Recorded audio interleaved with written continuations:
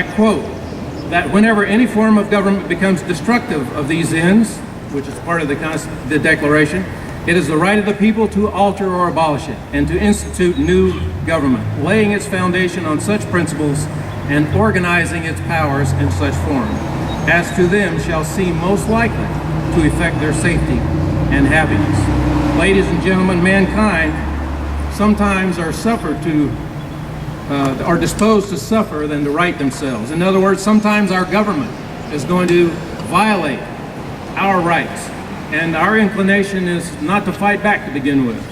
But I would suggest to you that because of what's going on in our country today, it is long past time for us to fight back and to reclaim. Let me give you some of the facts. We are seeing our government take over businesses, GM, AIG, and Chrysler, which for those who understand history, this is called nationalism. Nationalism is prevalent in our world today.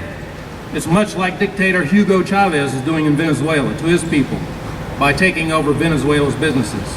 For those who do not understand history, it's the same thing that the Nazis did in Germany. And it's the same thing that the Soviets did in the Union of Soviet Socialist Republics. Ladies and gentlemen, 1/6 of our economy is now under government control with national health care. This is the same government that has proven to be inefficient and bankrupt. Medicare, Medicaid, Social Security, Amtrak, the Post Office, Fannie Mae, Freddie Mac, and I could go on, but you get the idea. For years, the American people were assured by Congress that these programs were well run and solvent, but we know different.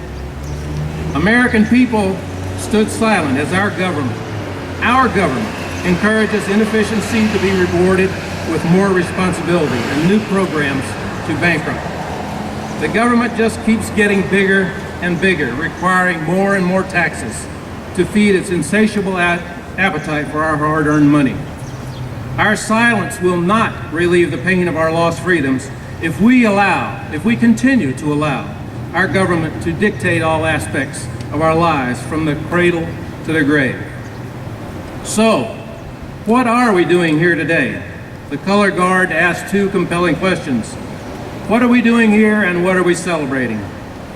We are celebrating our right to declare the causes which impel us. We are celebrating our powers of consent. We are here as a reminder that we must not be so complacent to be more disposed to suffer than to right ourselves by abolishing the abuses to which we have become accustomed. We are celebrating our right, our duty to throw off government abuses and to ensure guards for our future. We are here to submit this fact to a candid world, the fact that we have freedom, not just because we claim it, because we practice it. Our country has a long history of fighting for freedom, both at home and throughout the world. We have been complacent for too long, ladies and gentlemen. Let us be complacent no longer. Fight for your freedom, North Carolina. Fight for your freedom, America. Happy 4th of July. God bless Macon County and God bless America.